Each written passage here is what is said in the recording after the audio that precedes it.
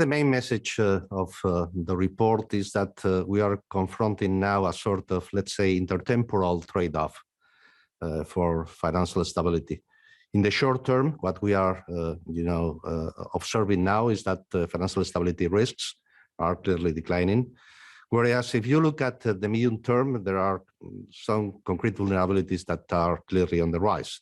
And one of them is, for instance, residential real estate, the housing market, the accumulation of debt by the private sector and the public sector, the situation of the non-banks. Well, these are the elements that, in our view, in the medium term can pose risks and important threats to the financial stability landscape.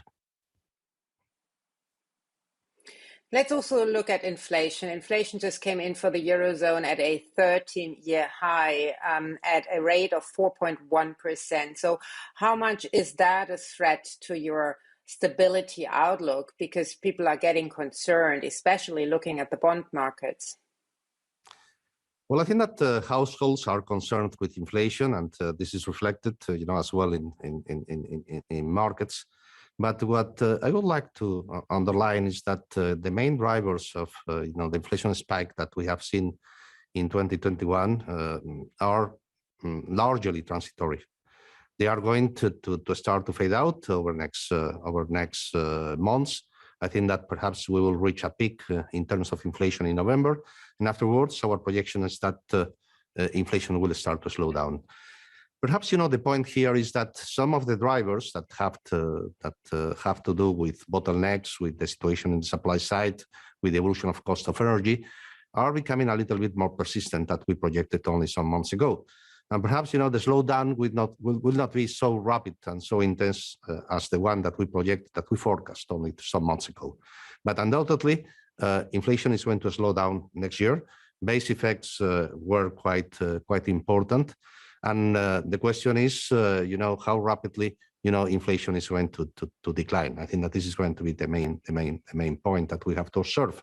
And to try to avoid, the potential second round effects, we have to look carefully at the evolution of inflation expectations and the wage bargaining process that is going to be key in order to avoid, having this transitory evolution of inflation becoming more permanent. What makes you so confident that these supply chain issues will just go away next year, and also the energy prices? Because we just recently saw that energy, and especially the gas market in Europe, is very much under stress. Well, I think that here, with respect to bottlenecks, I think that they are going to last for longer than we have projected. That's a reality, and this is something that is becoming more and more visible. And with respect to energy costs, you have the recent evolution that has been clearly on the rise. But after winter, many of these pressures on the cost of energy will start to be reduced. So here, I would like to put a prudent note on the evolution of inflation. We believe that inflation is going to slow down, but as well that this decline is not going to be as rapid as intense as we have predicted in the past. And so that's why I think the attention that we have to pay to the evolution of the second round effects is something that it becomes especially relevant for central banks.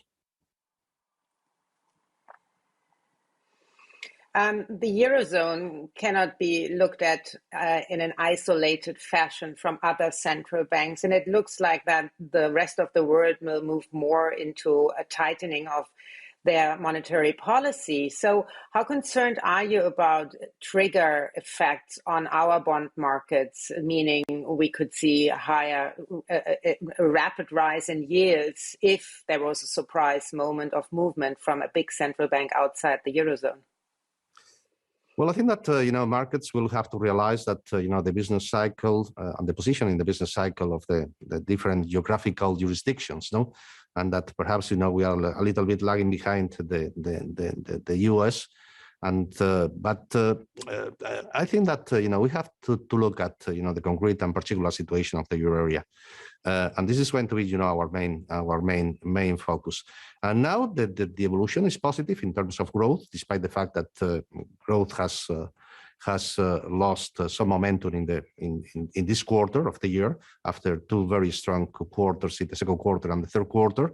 And simultaneously, well, we'll have to be very vigilant with respect to the evolution of inflation, and mainly, not only, about inflation, is as well, we have to look at the second round effects that, in my view, are going to be the key element in order to determine, the course of our actions in the future.